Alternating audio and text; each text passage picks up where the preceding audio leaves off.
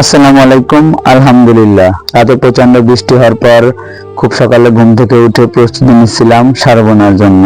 পরিমাণ অনুযায়ী মিটারে মেপে আমি সার নিচ্ছিলাম প্রত্যেক জমিতে সার বোনার জন্য।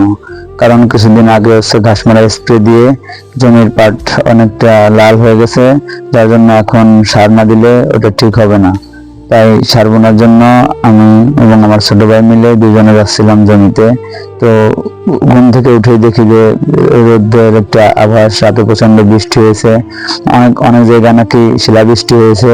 তো আলহামদুলিল্লাহ, সেই অনুযায়ী আমাদের এখানে সেরকম ভাবে শিলাবৃষ্টি হয়নি, যদিও আশেপাশের থানাগুলোতে প্রচন্ড পরিমাণ শিলাবৃষ্টি হয়েছে শুনছি। যার জন্য আল্লাহর অশেষ মেহেরবানিতে আমাদের এখানে সেরকম শিলাবৃষ্টি হয়নি, তবে প্রচন্ড পরিমাণ বৃষ্টি হয়েছে। আলহামদুলিল্লাহ, সার বোনা শেষে বাসায় আসার পর আম্মু বলতেছিল গরুর জন্য একাডি ঘাস কাটার জন্য। তো আমি সার বোনা শেষ করে গরুর জন্য ঘাস কাটতে চলে গেলাম।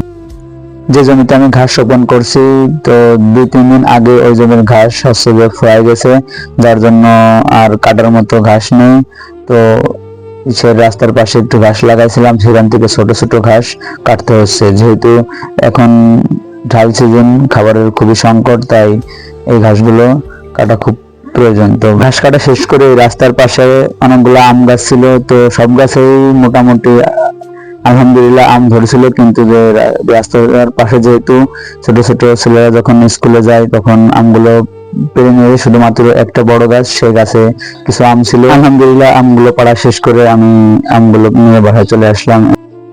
সবাই আমার জন্য দোয়া করবেন, যেন সামনের দিনগুলোতে এর থেকে আরো সুন্দর সুন্দর ভিডিও আপনাদেরকে উপহার দিতে পারি।